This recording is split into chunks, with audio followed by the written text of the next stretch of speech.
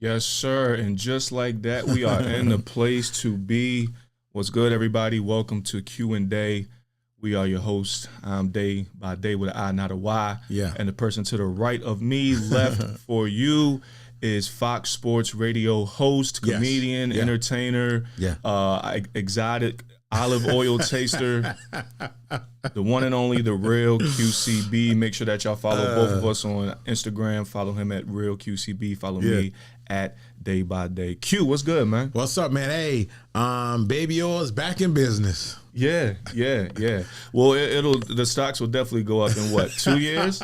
Right. Another 2 years because he got 4. Yeah. But he's probably did 1. He'll probably get some time knocked off with good behavior. Right. Well, just real quick, what are your thoughts on that? Like him getting prison time for, I still don't know what like transporting sex. I don't know what it is. Like yeah. Right. It's as simple as, hey, come over here and have sex with so and so, and money. We're gonna pay you $10. That's a crime.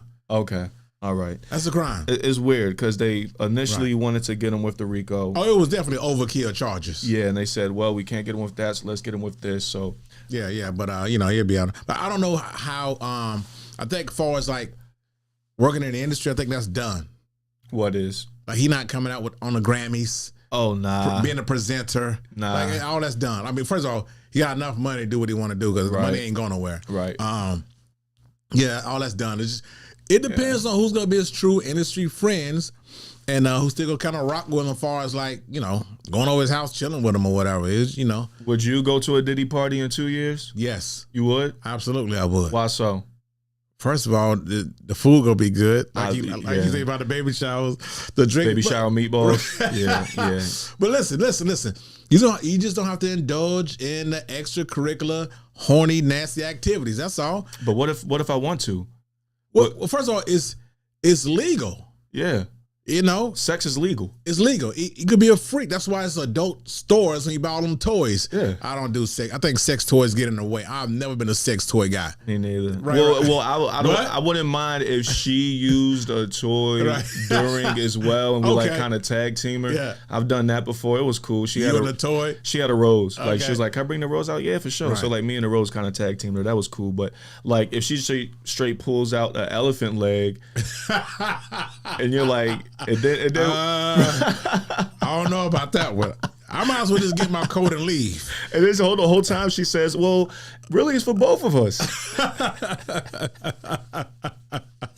Yeah, so I don't even know what a damn rose is. All I know is Rose from the Golden Girls. That's it. Yeah, it's like I think long story Rose from short, 227. Yeah, I don't know. I mean, it's in the shape of a rose. Oh, okay. My homegirl said like it kind of sucks and vibrates or one or the other. I don't know. All right, but you cool with the rose. Yeah, I wouldn't mind. That's all good. Yeah, but nah, I'll go to a damn absolute. But you know what?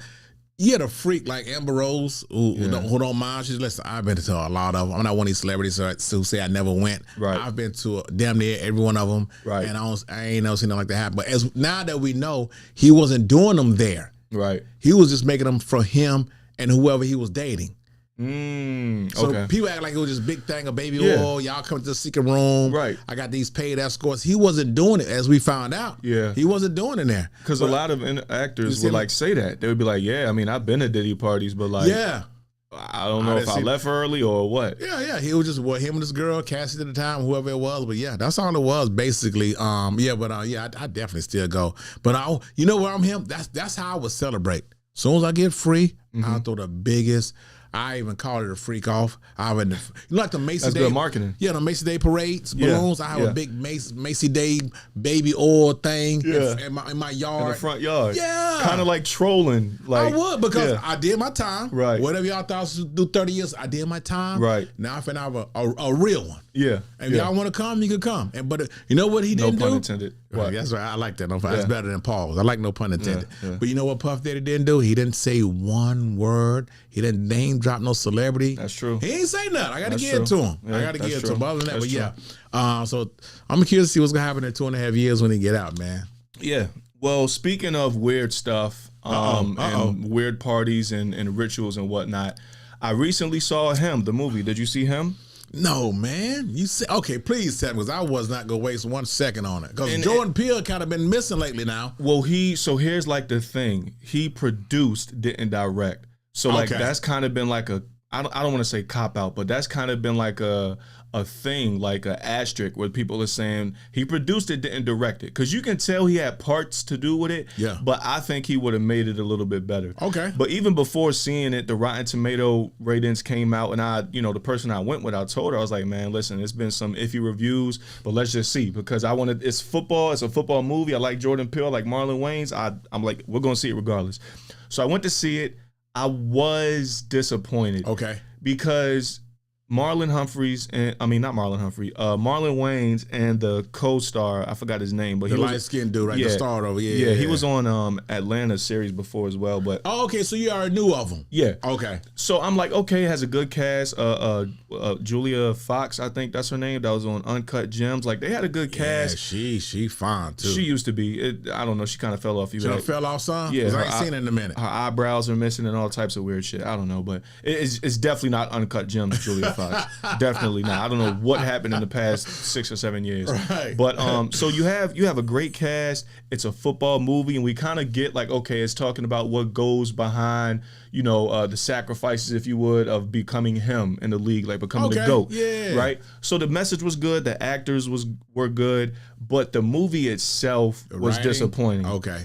And I'm like, dang, they had such an opportunity to create a banger. You know what I'm saying? Because it could have went down as one of the legendary football movies with Friday Night Lights, Remember the Titans, The Program. Like, there's some great football movies, and it could have been, of course, the one everybody like, Any Given Sunday. Any Given Sunday. It could have been in that group of great football movies because of the context, you know what I'm saying, the message behind it. It's kind of hard to mess up a football movie, though. Well, they did it. And it was weird, too. It was really weird. A lot of people were saying it was satanic, which it kind of was. It had a lot of that. But they fumbled. I really think they fumbled. They could have made it much better. Damn. Yeah, so I was disappointed.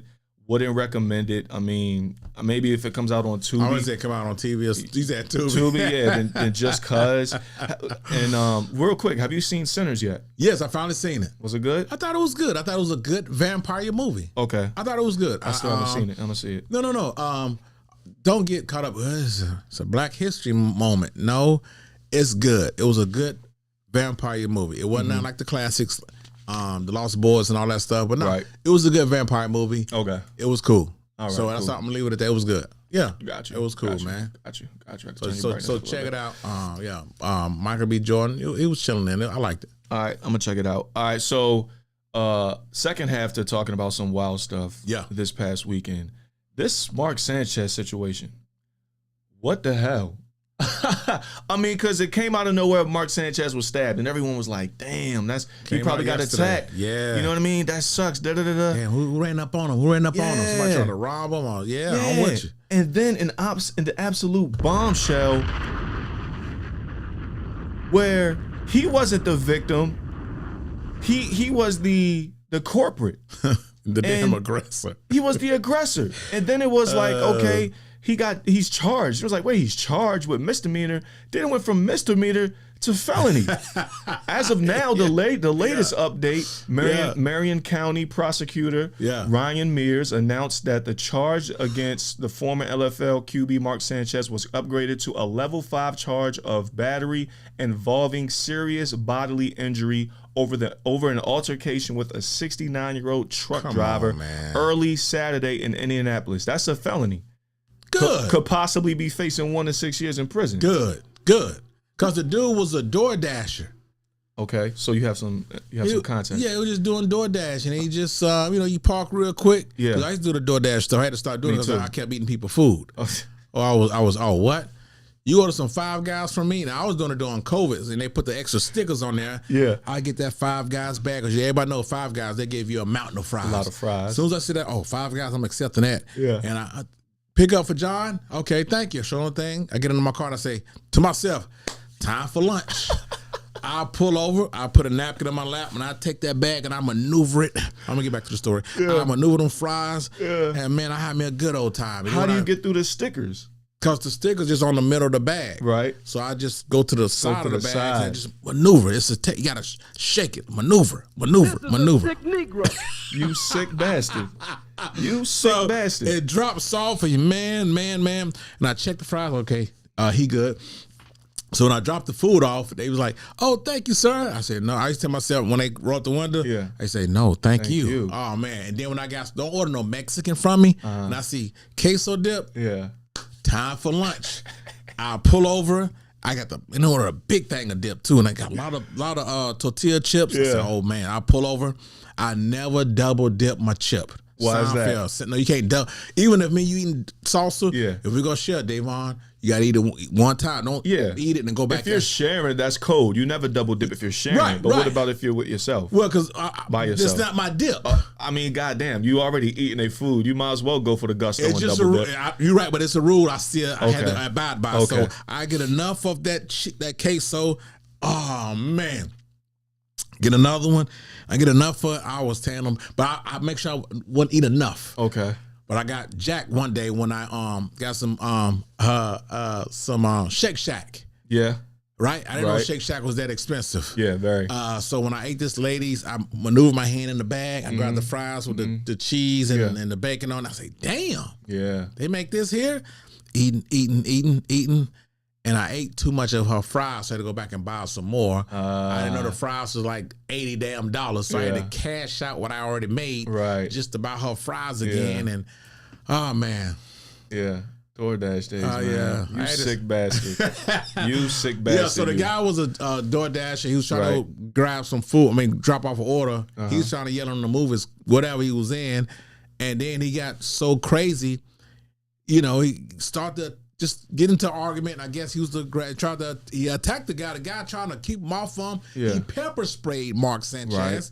That didn't work because Mark Sanchez built pretty good. He was a quarterback. He's an athlete. He wasn't like Bryce Young. You know what I'm saying? Yeah. And then that dude say, look, he DoorDashed him. You never know what people carry on them, man. Mm-hmm. You know what I'm saying? And he's probably like, I know where my knife at. I got to reach for it because this guy throwing him up against the dumpster, just being a damn maniac. So where did the DoorDash drop the food at? Where was Mark Sanchez at?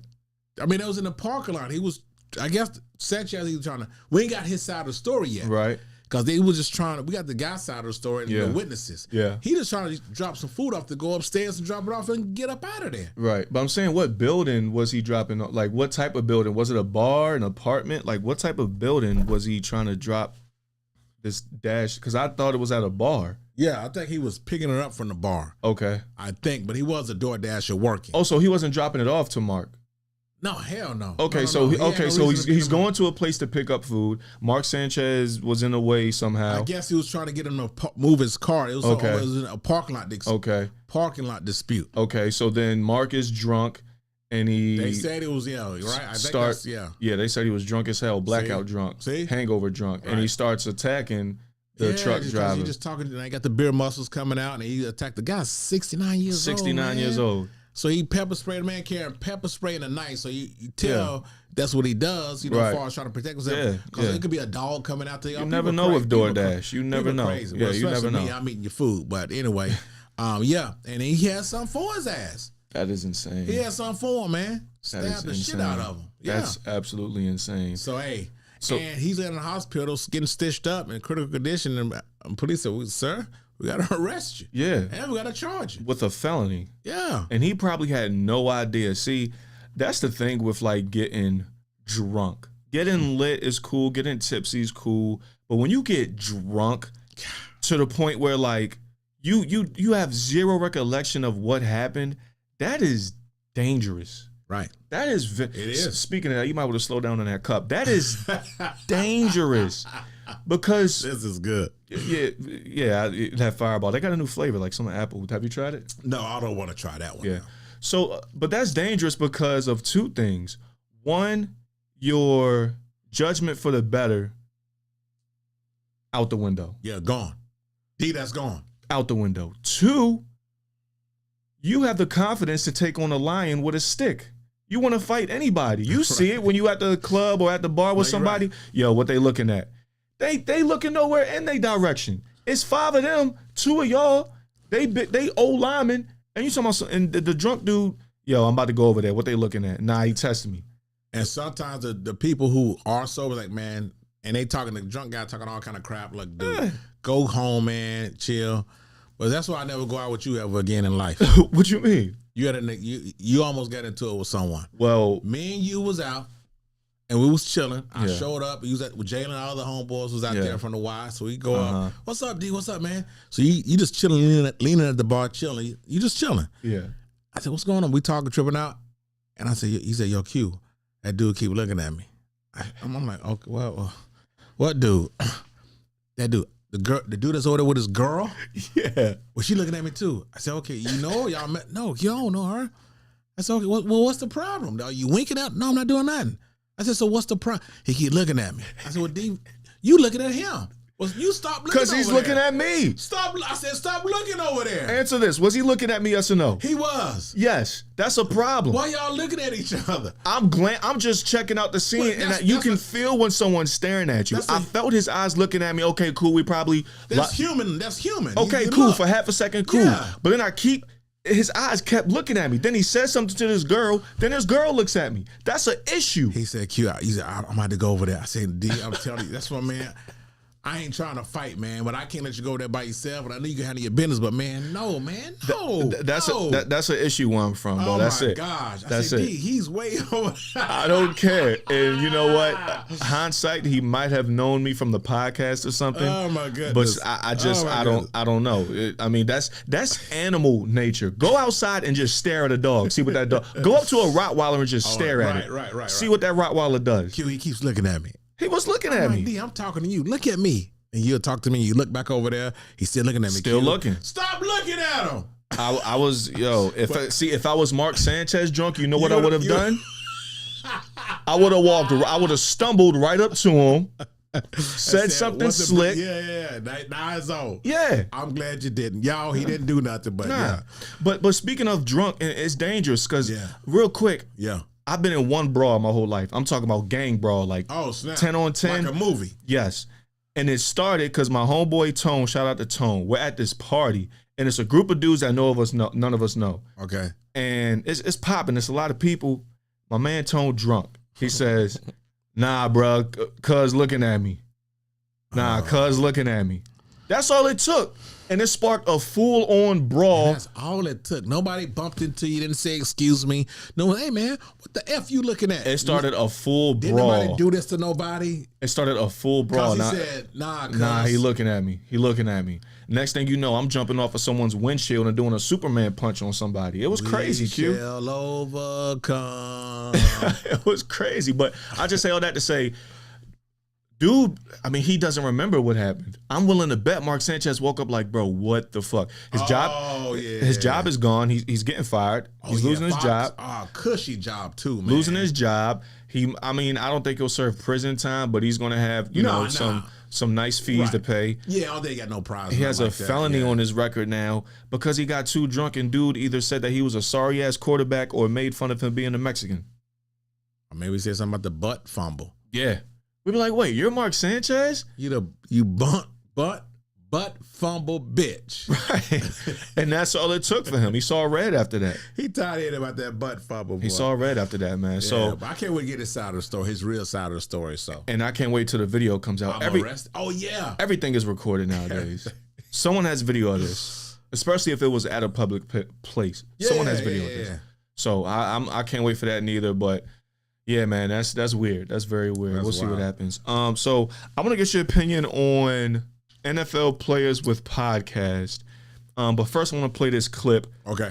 Now for context, this was right after the Ravens lost to the Chiefs, where Marlon Humphrey got cooked by Xavier Worthy. Yeah. All right. So this was circulating on social media, and a lot of people had something to say about it. So here we go. Hello guys, we are here at the Marlon Humphrey Show, and this is live, fresh off a Monday Night Football loss. I feel like you always got to address the workplace just a tad bit.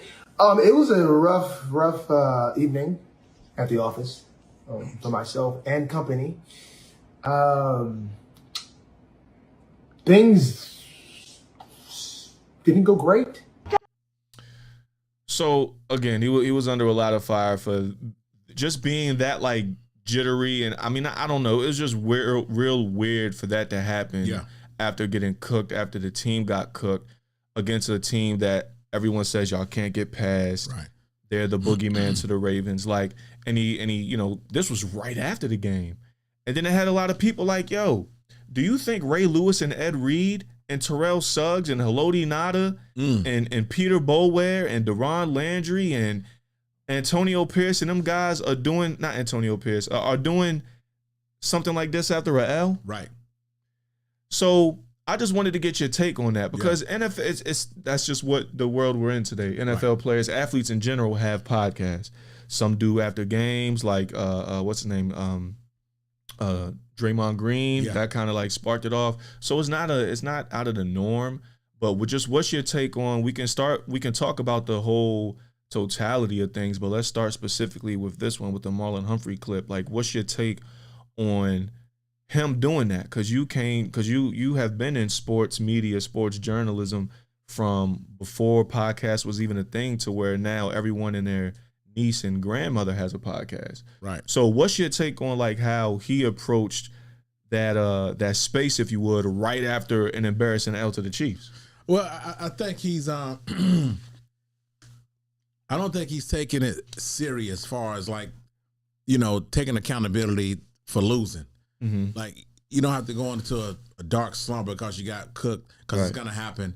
But going to a podcast and being that jipper about it, and joking about it, you know, seemingly, and putting up funny videos within the podcast. I had a bad day at the office. Like, dude, we know you did the worst thing you did. Yeah, you know, I just think it's not the time or place to do that. Yeah, I know, you know, just because everybody's doing it, I mean, you have to do it. Right. And the guys who are doing the podcast, it seems like they're the ones that's not winning.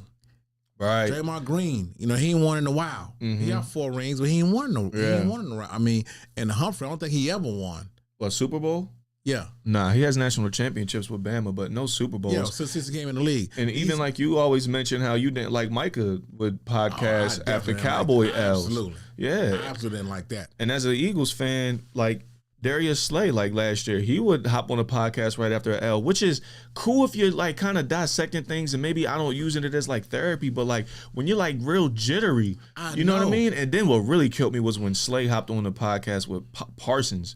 Like and it's like when have you like that's like Ray Lewis and Ben Roethlisberger doing a podcast episode together right after they played. That's what I'm saying.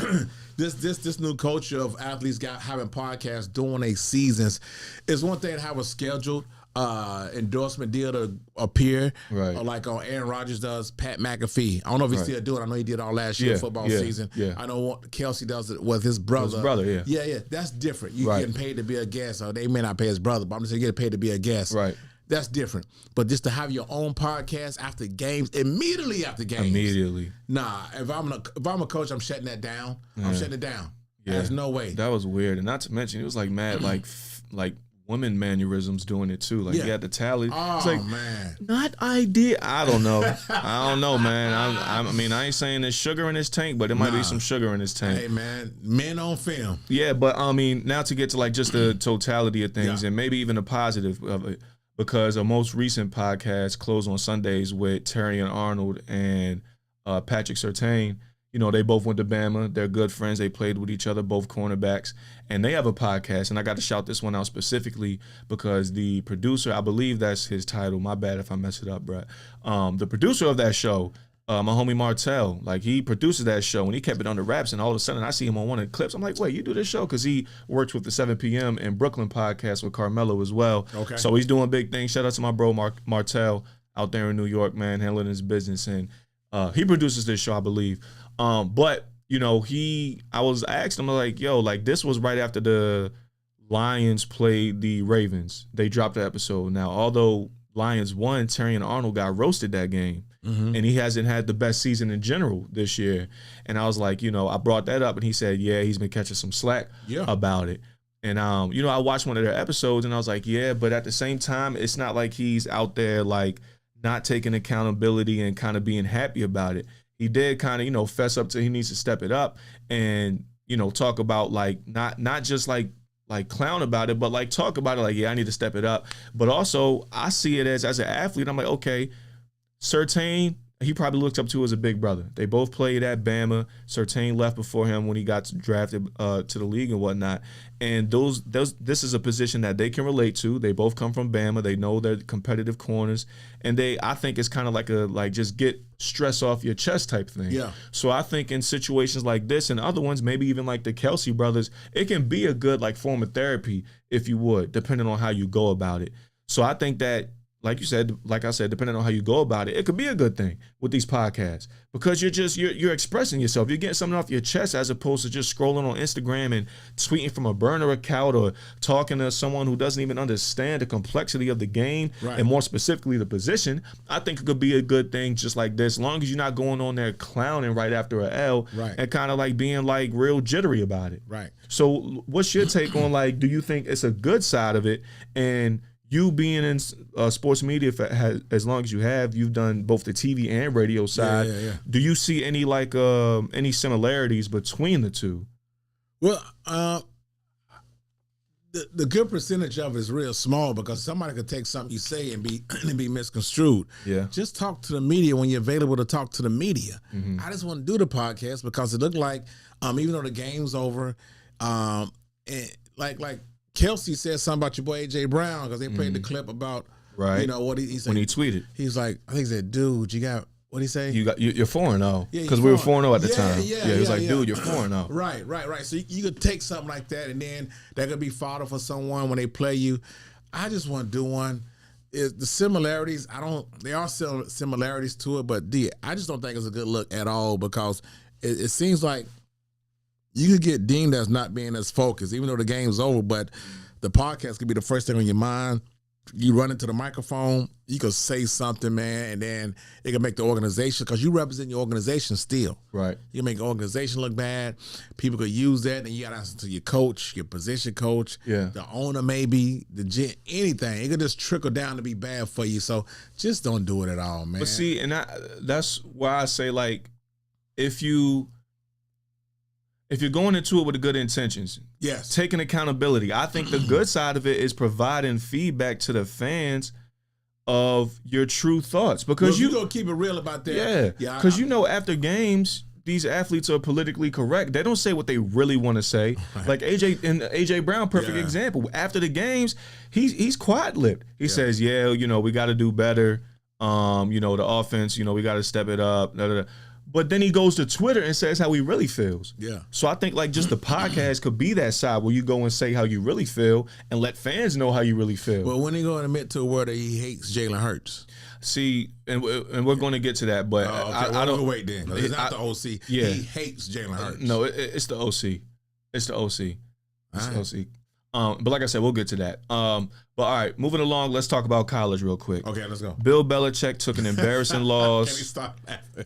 Embarrassing loss to the Clemson Tigers, who put up 35 in the first half. And I know because I took the first half spread. Even when it was at like minus 20 live, I took it and it still hit. Embarrassing loss to the Clemson Tigers. Yeah. And it was a video on social media about how fans were leaving. They were leaving in the second quarter. You could have played musical chairs in there. In the second quarter. So it was crazy. Yeah, it was bad, man. So real quick, they're 2-3. Yes. So, at least they have 2 wins. They beat UNC Charlotte and Richmond. And something called Richmond. Yeah, Richmond, who was an FBS or FCS team, D1 AA team. And they beat UNC Charlotte, who my high school JV team could cover the spread against. So after losing 38-10, this is the second time they've, gotten blown out, if you would. TCU week 1, 48-14. Some people are saying that, Belichick might be one and done. Do you think Bill Belichick is going to be one and done in Chapel Hill? I want him to be. They may bring him back. I think he absolutely should be one and done. Do I think it's going to be? No, but I think he should be. Why? Number one, I don't know where the next win will come from. Thank God they played Charlotte and something called Richmond. Mm-hmm. I don't know where their next win is going to come from. Number two, he can't relate to the players. You know how these, what they call YNs, young nincompoops. That's what I call YNs, them. Young knuckleheads. Young ninjas. And the K is silent. Yeah. They don't respect regular people. You think they're going to respect Bill Belichick, who's 70 plus years old? Why not? I mean, they're not going to respect him, man. If you're someone who's looking to get to the league, why wouldn't you respect one of the greatest coaches of all time? Because first of all, they grew up with him because the years he was dominating in the NFL, they was born because they've been dominating like what 20 years. Yeah, a long time. Yeah, so they've been seeing it and seeing it. He can't relate to, and he can't listen. Well, hold on. How can you say he can't relate to a group of college athletes when his girlfriend is of college age? Because she's sucking him off. He lays there. And he mumbles, I'm going to get on top. She get on top and she ride him like she in the Kentucky Derby. And she always finish first, right? And he know that. And when she's done, he look over there and tell her two things. Number one, pick which credit card you want and bring me back some KW, right? He say, and I got a sweet tooth and give me some Werther's Originals. And you know they got not the hard ones, they got the soft ones now. Yeah. So that's what that is. But man, ain't no way in it. First of all, he can't coach in college. You can't just step up after dominating college NFL football for 20 years and being in the NFL on the coaching circuit for another 10 years prior to that. So you got about 40 years of NFL experience in the coaching field. He's never coached at college a day in his damn life. Never. Okay. So your first time coaching in college from dominating NFL, and you go to North Carolina, and you're in a new era with NIL. Right. He's not in that era. He was coaching grown men who had mortgages and had bills to pay and had wives and stuff. But man, you coaching these teenagers, these early 20-somethings, they can't relate to you. You're not relating to them. How the hell Bill Belichick can get a quarterback? North Carolina, something called Gio Lopez and something called Max Johnson, Brad Johnson's son. Yeah. He can't. I feel sorry for Jordan Shipp, who's from Charlotte, because he got nobody to throw it to. Yeah. Nobody to throw it to. Look, they made a mistake bringing him there. He's setting university back 10 years, maybe 20. Because there could be a young coach in there in his 30s or 40s getting shit done. But my thing is, you're saying that he's setting the university back. At least 20 years. My thing is, when has UNC ever been known for being a dominant football program? They haven't been, but they've been decent. First of all, they not 2-3 not decent? Hell. This is similar to what they've done in past years. We both know UNC Charlotte. I mean, UNC is a basketball school. Everybody knows that with a brain. Mac Brown did pretty well, but they will always collapse at the end. Yeah, he put in he had a quarterback. Drake May. Yeah. Sam Howell. Mitchell Trubisky had a running back, and Amari Hampton. He was getting players in there, but they will always collapse. Yeah. Okay. Now let's talk about the players. He was in college first, though. He won a national title Texas back in the day. Yeah. But okay, let's talk about the players because that's where I think the fault lies on the players. He can't recruit them. Well, listen, recruiting is different. That's what I'm saying. The whole team was new. They got what they could get. Yeah, they got what they could get. But I'm telling you right now, these players are more worried about taking a bag rather than being coached by Bill Belichick. 100%. UNC football budget isn't messing with Texas or Ohio State or Georgia or Bama. Anytime you see a play, you know what's crazy? This season, anytime a play happens, you know what the announcer says? What's that? Play made by such and such, transferred from such and such. Oh, yeah. These kids are moving left and right every single season. To add to what you're saying, that's Casey Concepcion down there at Texas A&M. He was at NC State last few years. Yeah. And as soon as he make a catch, because he's killing it at A&M. Okay. Transfer from NC State. So that's what you're saying, right? Yeah. Right. So, I mean, and again, they could get what they could get. And I think he knew he got okay players, but not elite players. Because even in preseason, he would say, listen, he knew they weren't going to be good. Well, I told you I didn't like what he said when they asked him in March, what's your expectations? He said, I don't have any. Yeah, because he knew they weren't going to be good. But if I'm a player, listen, damn, coach, you can't say, well, we're going to try to compete for the ACC title. We don't have any expectations, zero. Now that might. Well, I'm giving you all this money for then. That might come into where you say the relatability isn't there, because in the NFL you more so keep it straight, and I think he's an old school NFL coach. Right. So maybe his mindset was saying that's where it was correct. Yes, but at the end of the day, the players have to win the game. Right. See, it worked for Mac Brown because Mac Brown, as we both know, had college coaching experience. Yeah. He never coached in the NFL. Yeah, he did all college, took that time off and came back as a 77-year-old coach back in college. So, and he started like right before NIL became legal. Yeah, because Mac wasn't with the NIL era. Right. That drove out a lot of old school coaches like Nick Saban. Absolutely, that drove them out of coaching in the car. Well, let me ask you this. Speaking of expectations, okay, so what were your expectations for Bill Belichick coming into the season? To compete for the ACC, when maybe coming in. Mm-hmm. Coming in. Yeah. I didn't think it was going to work, but I at least thought he'd make it interesting. Have a conversation. The Tar Heels are 2-0. Okay. Okay, they may have something here. Uh-huh. Of course, not national title, not even making it to the playoffs, because the ACC, it was Clemson's to lose. We knew Clemson was the favorites, and there was going to be one team in the ACC title game.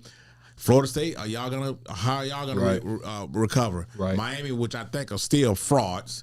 Hurricanes. NC State's supposed to be loaded. Good. SMU, your pick, SMU.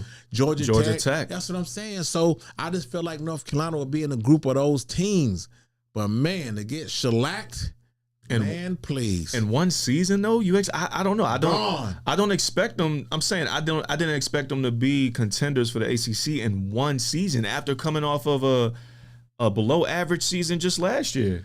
Well, that's hard to do for any coach, for any league, any division. But you're Bill Belichick. It don't matter. Jimmy Johnson was great in college. His first year for the Cowboys in '89, they went 1-15. Man, it was terrible. So, I mean, it doesn't matter how good of a coach you are. If you're coming into a bad situation, you're coming into a bad situation. It's X's and O's, ain't it? We talking about now. You're right, but we're going to college though. It's a place where NIL is running the league, and these guys are going, these guys are going to where the money is. Michael Jordan got some money, man. He a billionaire, man. Please, I heard he's more selfish than Slum Village. Are you kidding me? Michael Jordan, what? I mean, yeah, he sponsors the team, but man, if coming off nuts. If it ain't that snow bunny that he's sleeping with, then ain't nobody getting nothing.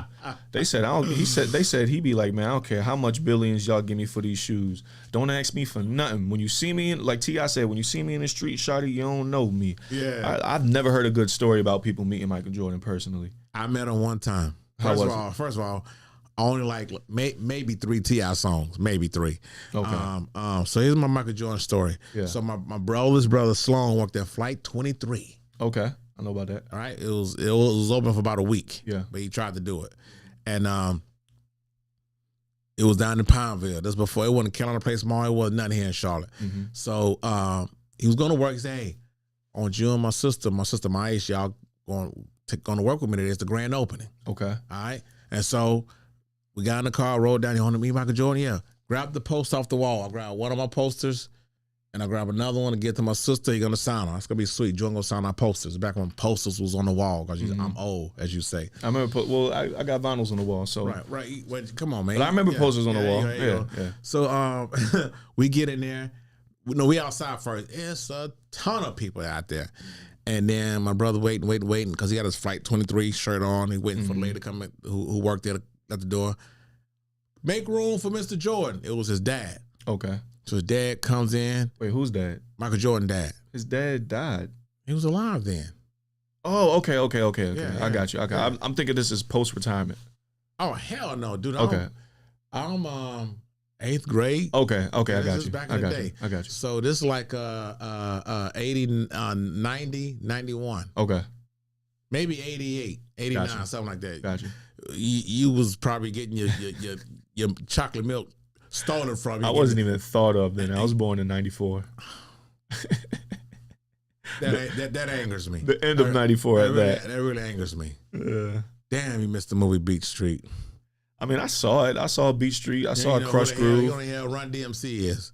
Yeah, well, I'll go ahead with your yeah. Anyway, so Mr. Jordan sees my brother in his Flight 23 shirt. He's like, oh, okay, just come with me. Come with me. This is his dad. Yeah, he said, how many you got with you? He said, my brother and sister, my friend. So they make way, they Red Sea. Mm-hmm. He goes in, and the lady say, hi, Sloan. Okay, you guys sit over here. This was gonna happen. When Jordan comes in, you get in line. We'll put you two guys first. You take a picture with him and go back over there, but you can't touch him. Don't touch him. Don't touch him? Don't touch him. Okay. Don't damn touch him. Keep your damn colored paws off of him. That's what they're thinking. So here he come. People going nuts. Yeah. They're going nuts. So my sister goes up first and she takes the picture. Bam. My turn. I go up. I say, I'm going to touch him. This is a sick Negro. It's Michael Jordan. That don't matter. What you want me to do? God. I'm a kid. Yeah. So I went up there. I sent him on the shirt. He had on a green and white striped shirt. Uh-huh. And he had the little Michael Jordan smile. He had the pen. He signed my thing. Now it's time to take the picture. Mm-hmm. I took my hand and I placed it on his shoulder. Yeah. And they took the picture, and that was it. And they didn't say nothing to me or whatever. And I touched his shoulder. And if you look at the picture, you'll see me with my hand on his damn shoulder. Yeah. I touched Michael damn Jordan. Okay.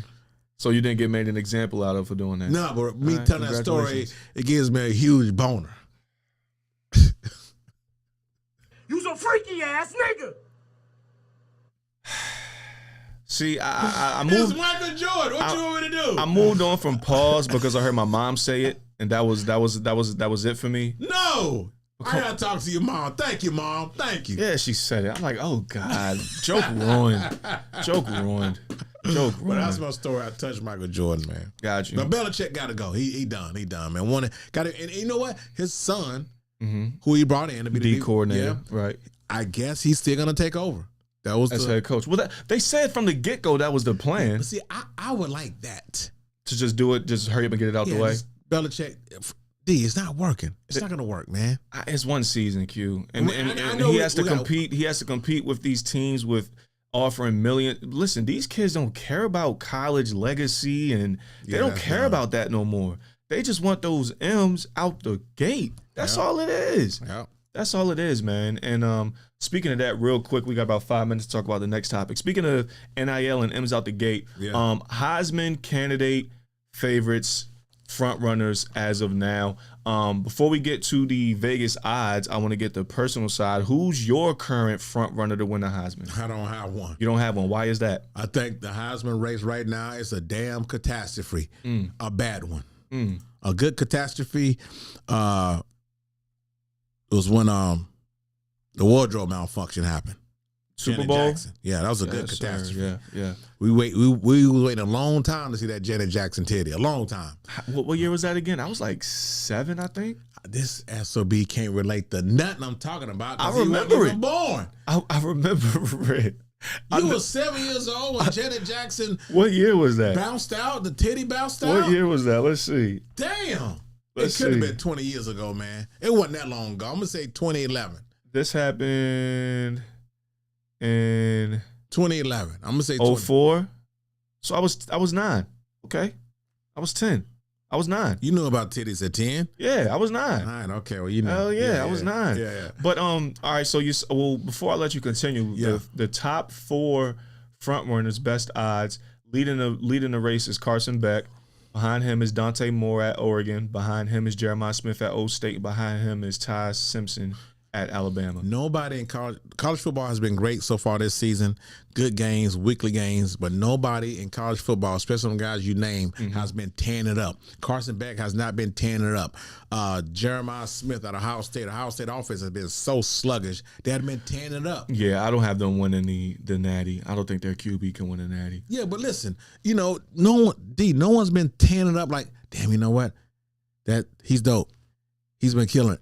I can't say that. But why do you think that is? Because even last year you mentioned this. Like, you've been mentioning this for at least the past year or two, where you're like, listen, it's not how it was where you would have 3, let alone 1. You would have about 3 players who would just absolutely dominate in college football. That's what I'm saying. Why do you think that is? Like, why do you think the decline of like that a true Heisman candidate has been happening lately? I don't know, because moving to another school shouldn't matter. If you're getting paid to go get $10 million or $5 million someone else, that shouldn't matter. I mean, it levels the playing field as far as national title contenders, but the Heisman Trophy, you're still that guy. You're still him. So go to Ohio State and do it, or transfer and go to Penn State and do it. Joe Burrow left Ohio State, then he was Ohio State, to LSU and turned up there. Yeah, so that shouldn't matter. And Cam Newton, his first year at Auburn. Well, Scam Newton. Scam Newton. Yeah. Why that? What did he scam? Well, his dad offered it was selling his services to Mississippi State for $100,000 or $75,000. What do you mean his services? My son to come there if he gives this money under the table. Okay. Yeah, What's wrong? Well, it was illegal back then. Okay, so because it was illegal, that's what makes it as Scam Newton. Okay. And then you know how he left Florida, don't you? Them damn laptops. Allegedly. I don't know the full story. Well, I'm telling you. He said it was not that. He said it was different. Man, you can't I'm telling you what he said. Who dressed like that character from Alice in Wonderland? He dressed like Mary Poppins. Yeah.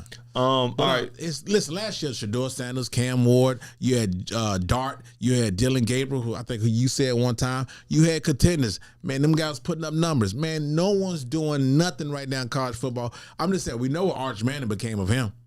Right? Yeah. See, right, and here's my theory. I think it does have something to do with the transfer portal. Now, listen. Okay. Cam Newton is a freak of nature. Yeah, he would have went anywhere and turned like we never saw that, so it didn't matter. And then Burrow, I mean, that was besides them two, what players do you know that won a Heisman just popped up in the offseason out of school, completely dominated the whole college football scene and won a Heisman? Well, it wasn't like that back when I'm finna say it. Tim Tebow, but he went to Florida, straight to Florida. Yeah, it wasn't all that transfer. Exactly. Even when your boy left, when Hurts left, Bama he didn't win it, but he was a contender.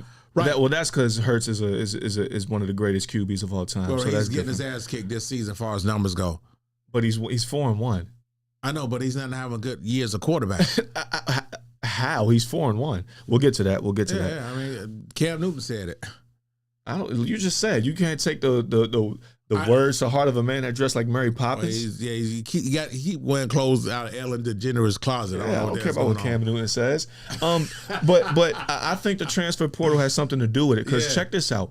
Before the season started, who was the projected winner of the Heisman? Arch Manning. And that's because he stayed at the Texas program. They said this guy is staying at Texas. He's getting developed underneath Steve Sarkisian, and he sat behind Cam Ewers. That's a good school to stay at, too. Yeah. And you're getting paid. So I think, with people seeing that he has the development from this school, that went into the minds and people saying, okay, he's projected to win the Heisman because he sat on the bench, learned from a great coach, a good Texas QB. So he's going to have the tools before even taking his first snap, as opposed to these kids going to a different school every year, and they're starting out slow because they're not getting developed under that school's lineage, under that school's tradition, aside from the school's playbooks. Because look what happened to Nico when he went to UCLA.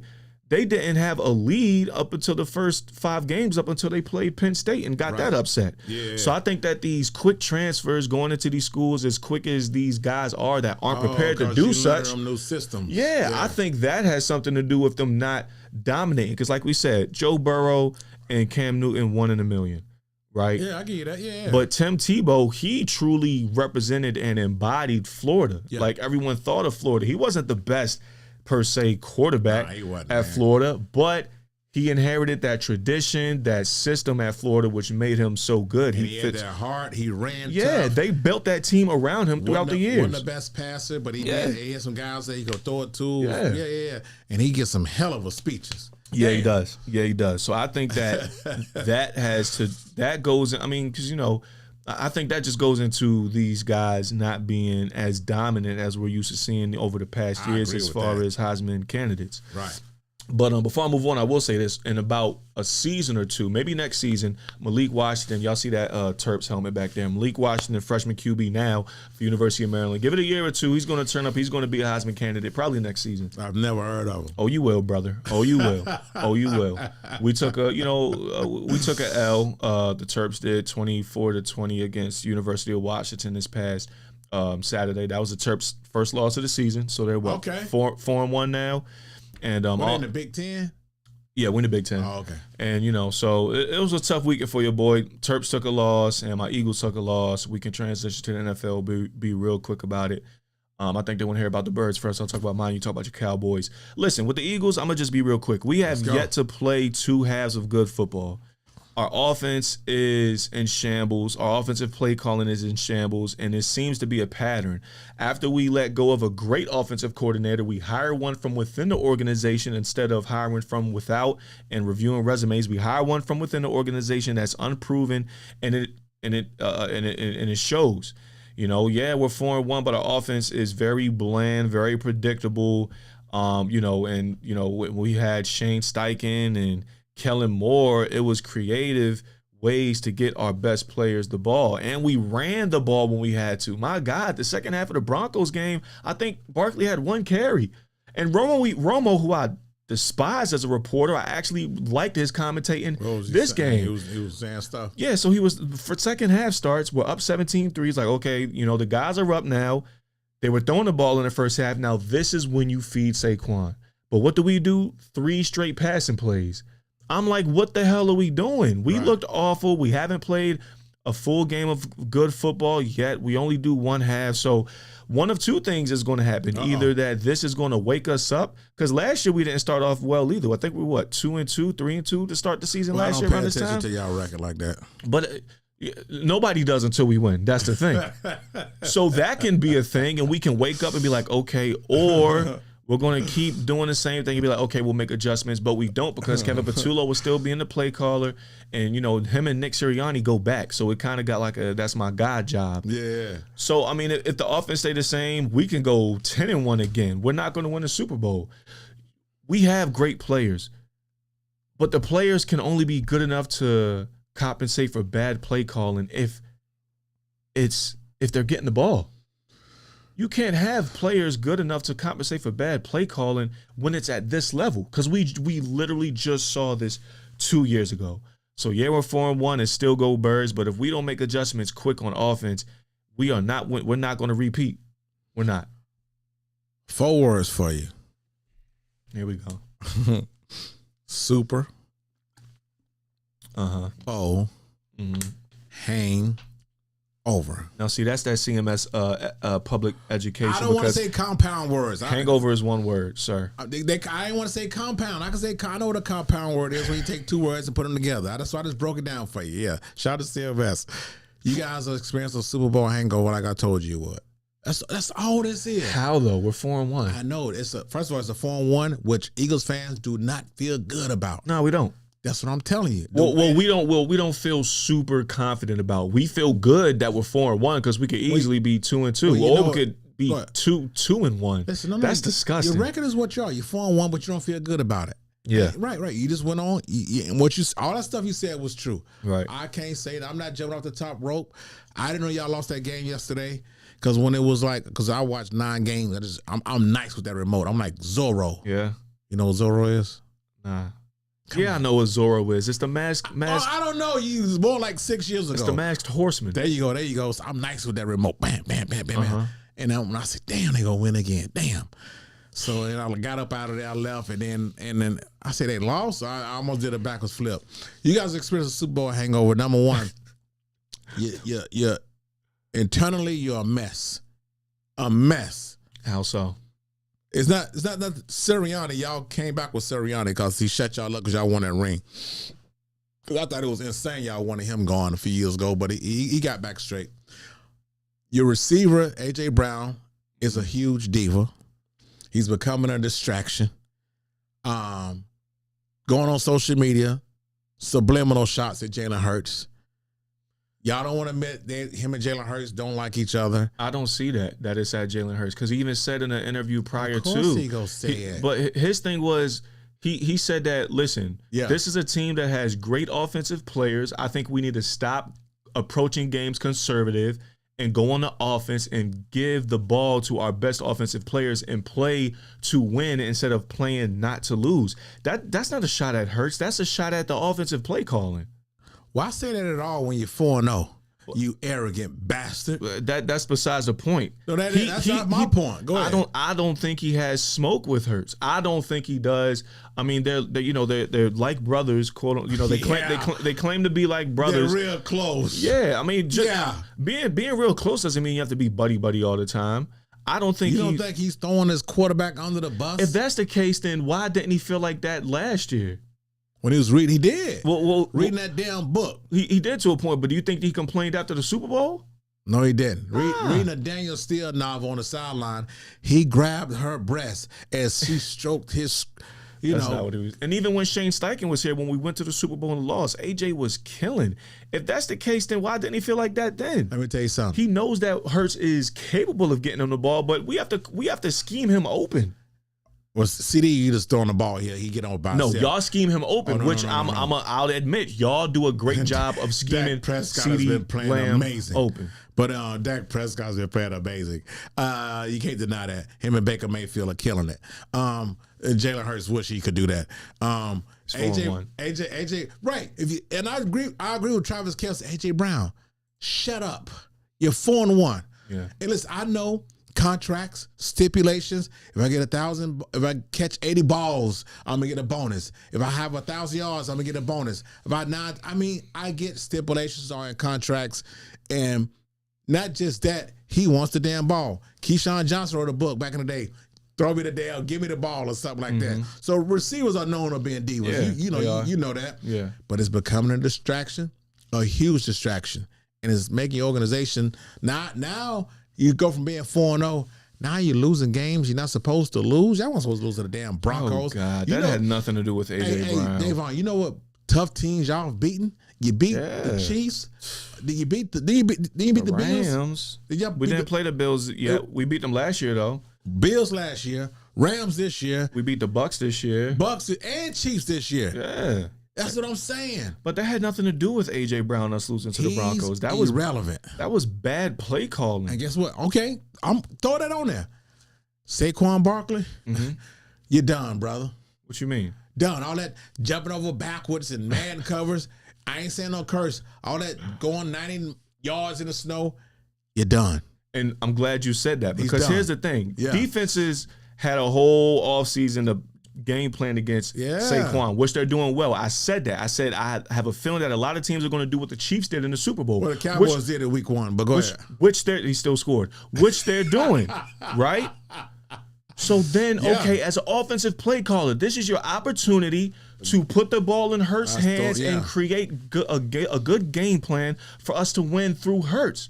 But we're not doing that because we're calling bland-ass plays. Oh, don't blame them. And then in the second half of the Broncos, who's to say that Saquon wanted to broke one of those long ones that he did last year? We stopped feeding him. How are you up? You take no time off the clock. You stop feeding your bell cow? That is stupid. But even still, Saquon says, you know what? I just want to do what we need to do to win the game. I don't care about me not getting the numbers that I had last year. Well, that's what AJ's supposed to be saying. I agree. But Saquon, besides last week, when y'all got y'all ass up by the Broncos, the other prior 4-0 games, he was getting a lot of carries. 18, 20, 22, 19. It wasn't about, has he had a 100-yard game yet? I don't think so. I'm not sure. I can check. Well, he hasn't had a 100-yard game yet. So it's a lot of time left. It's 13 games left in the NFL season. I think the Eagles are experiencing a Super Bowl hangover. Yes, you're 4-1. Yes, you're on the top of the division of the NFC East. But, man, and y'all had a tough schedule in the beginning, and you won. You won. Right. I don't know if y'all situation is fixable. I don't know if it's fixable. But here's the thing. For the past 2 or 3 years, we've started out like this and that's what Stan keeps saying. And have gotten these talks.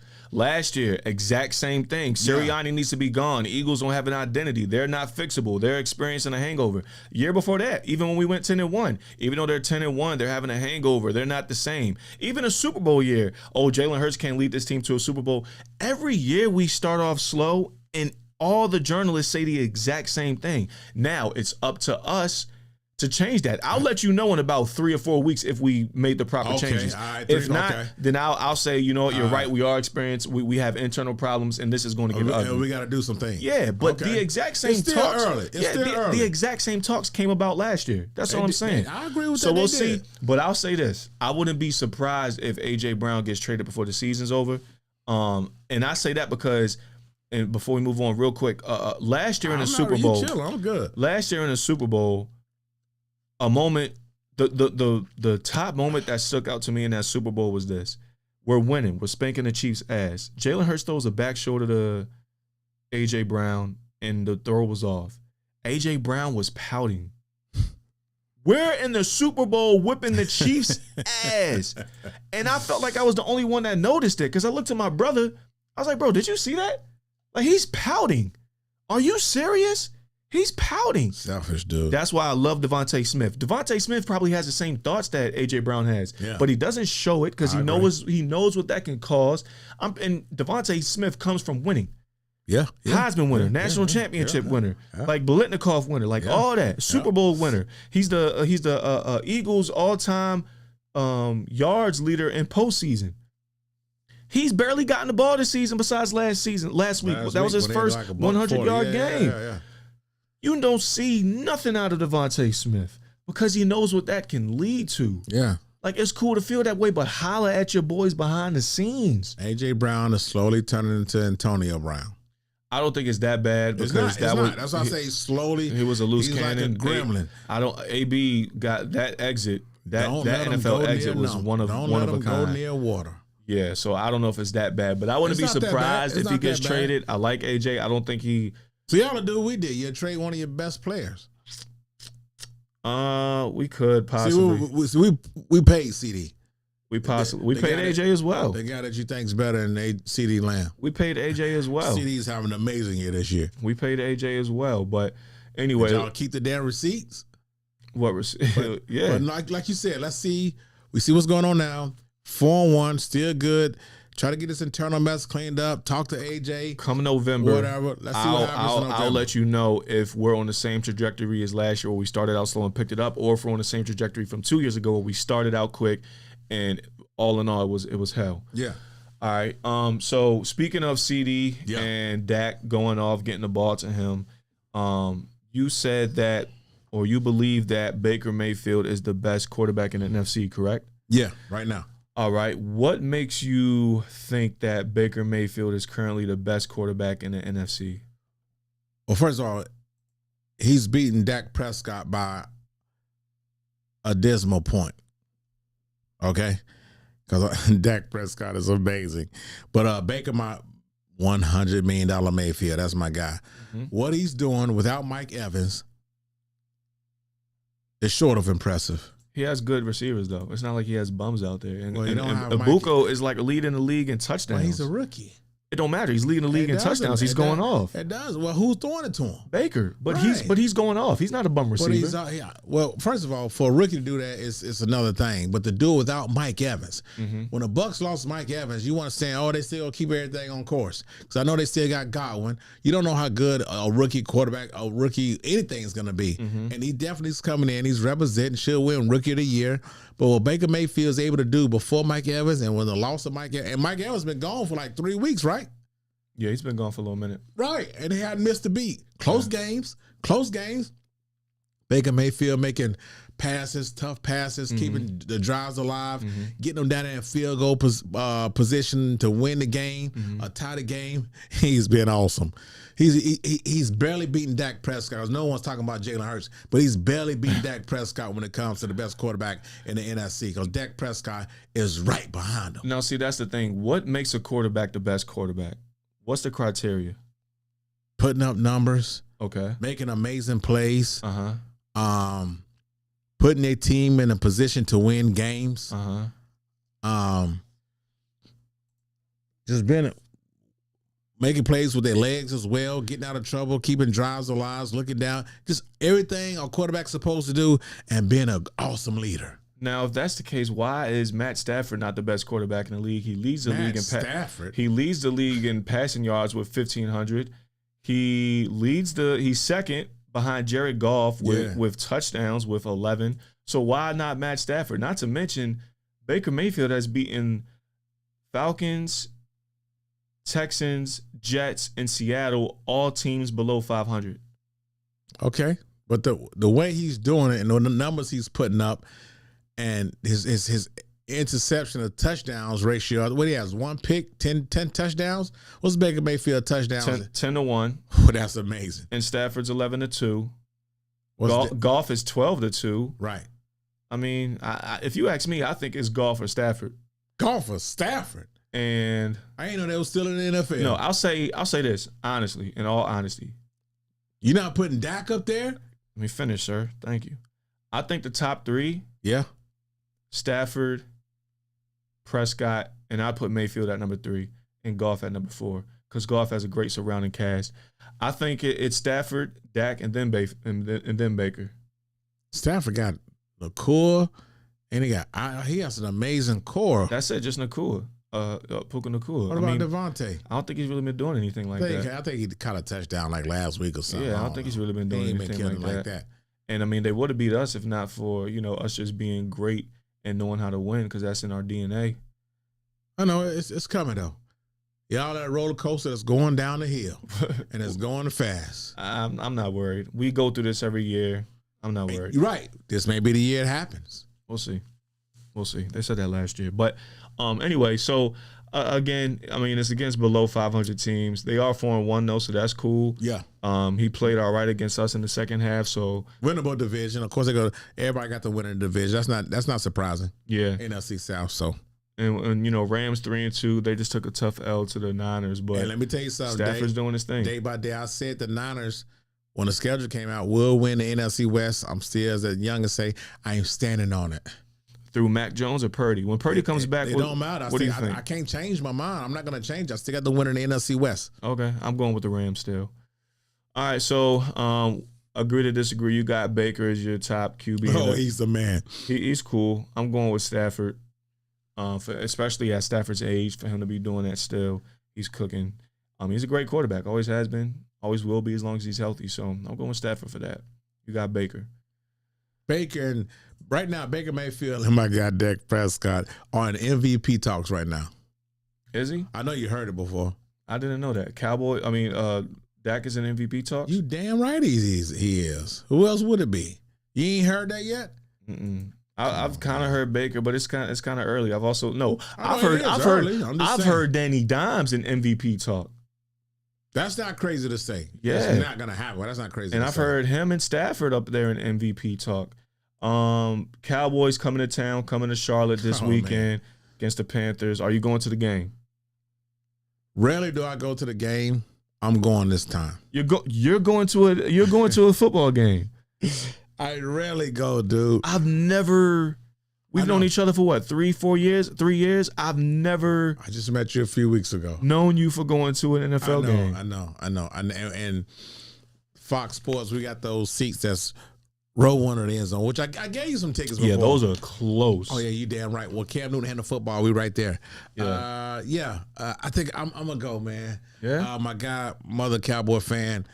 My boy Gary Bro from WCCB News at 10 Acres. So, I've been here 3 years. We hadn't went yet. Yeah, man.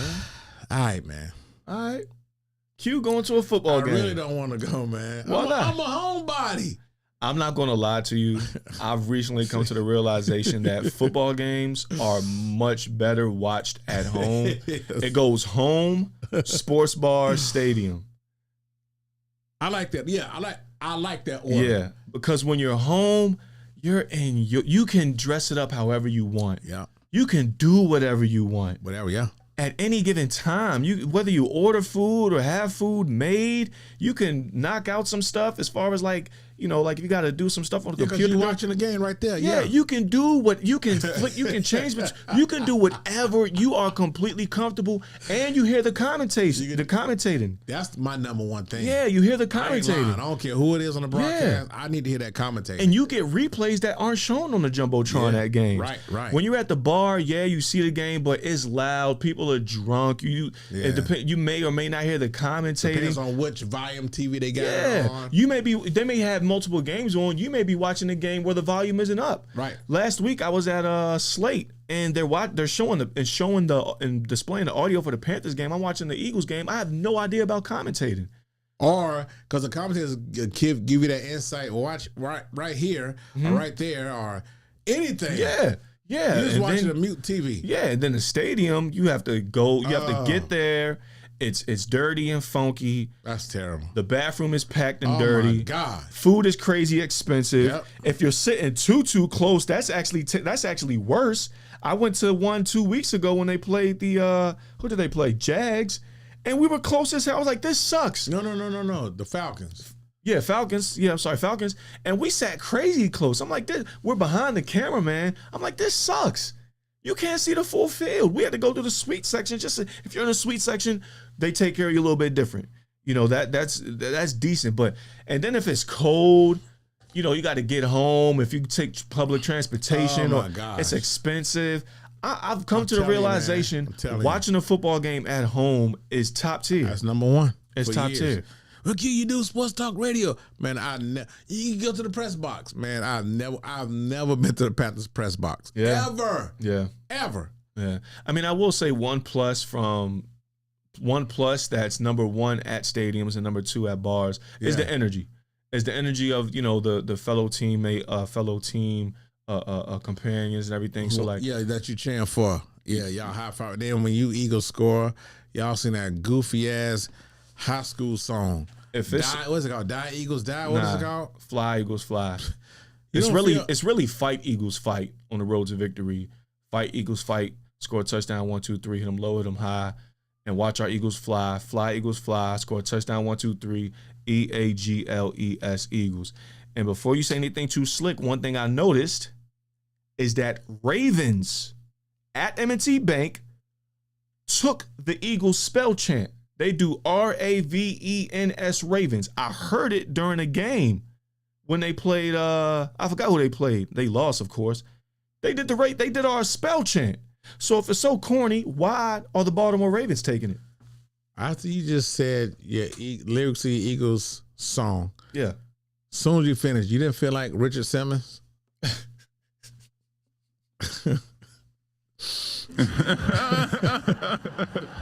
Hey, listen, man. Our fight song is dope. Okay. Teams have fight songs. Ours is dope. You know it's dope because you see so many clips of people singing it, and you know it. You know it. You try to front like you didn't. You know it. You know our chant. You know our chant. All right, Gilly the kid. Well, listen, man. Yeah. Nah. Where's your big Eagles hat? That shit is goofy. I ain't got nothing against Gilly. Shout out to Gilly. Yeah, man. I got nothing against him, but nah. And I'm not gonna lie. He took an elder Cam. I support fellow Eagles fans, but I didn't like his response to when Cam flamed him. He said he took it personal. I was talking about football. He called him corny for his clothes. He did. You can't say that and then cop out and say he took it personal. Gilly started it.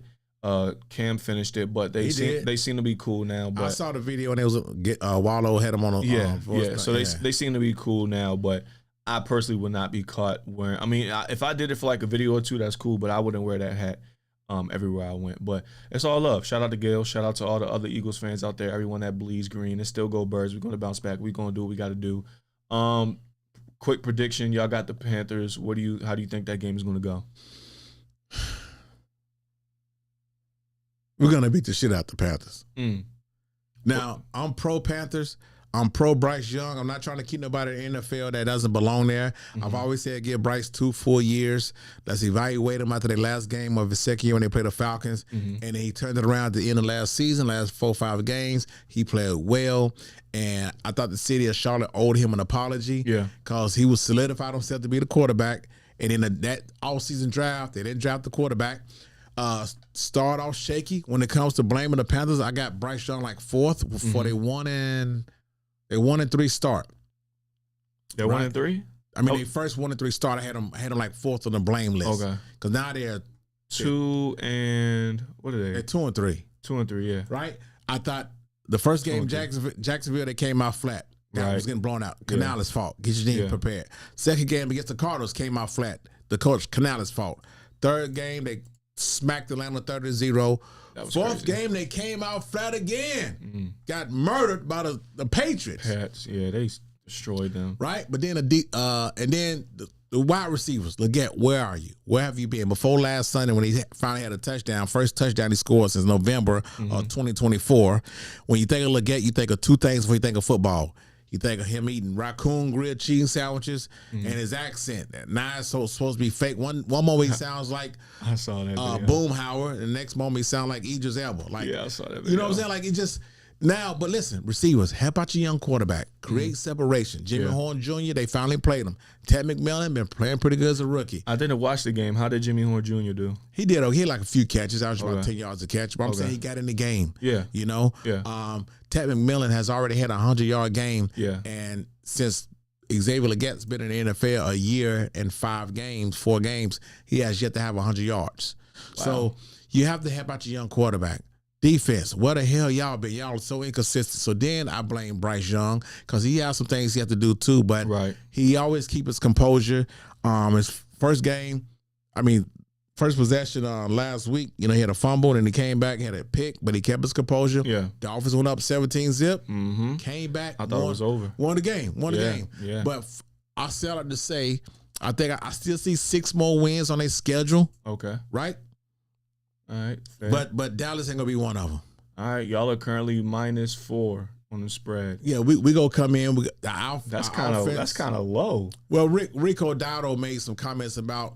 He said something about the Cowboys because he had that crazy game over 200-something yards. Oh, yeah, that's his former team. Yeah. So we're looking forward to it, and we'll come in. Dak Prescott has been playing amazing, and everybody says that George Pickens, he's a head case. George Pickens has been picking up that slack of CeeDee Lamb. That's what his like I said it would. His colors have been coming out. His true colors have been coming out. He ain't called nobody out. He ain't shoved the teammate. It don't matter.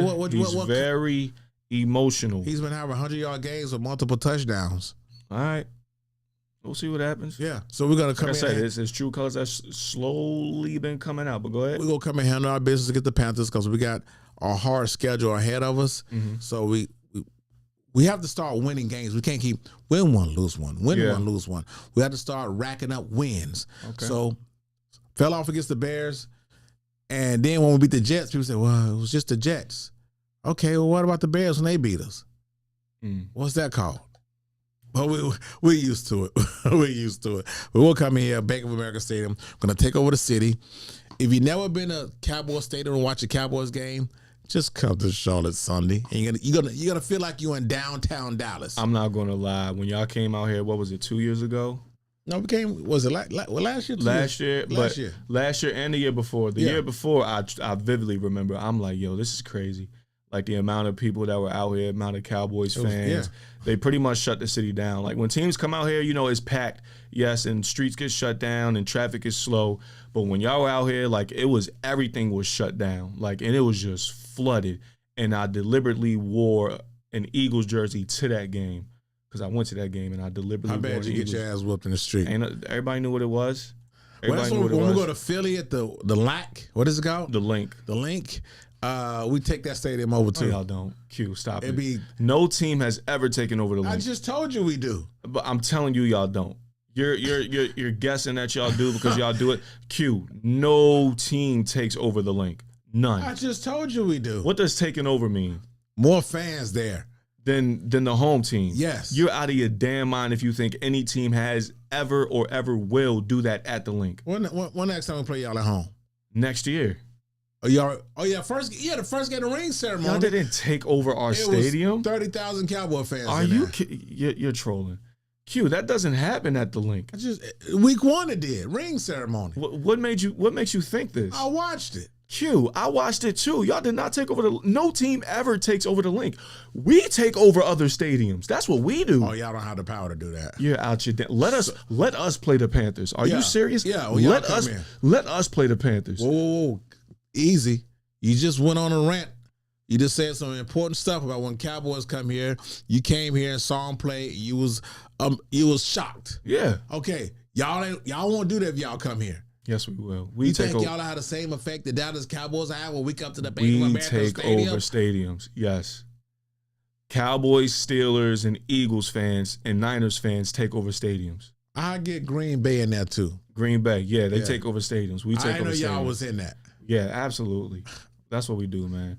Well, listen, we got our we're -8 against the Giants Thursday night to start up the season. We're coming off an L. We're upset. That's a dub. The Giants upset too.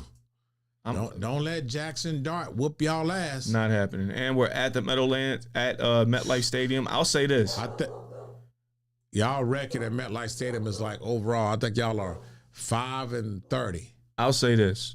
That field, that turf is known for taking ACLs and Achilles. Ain't got excuses. I just hope everyone stays safe, man. I hope that too. Yeah. Yeah, I'll just say that.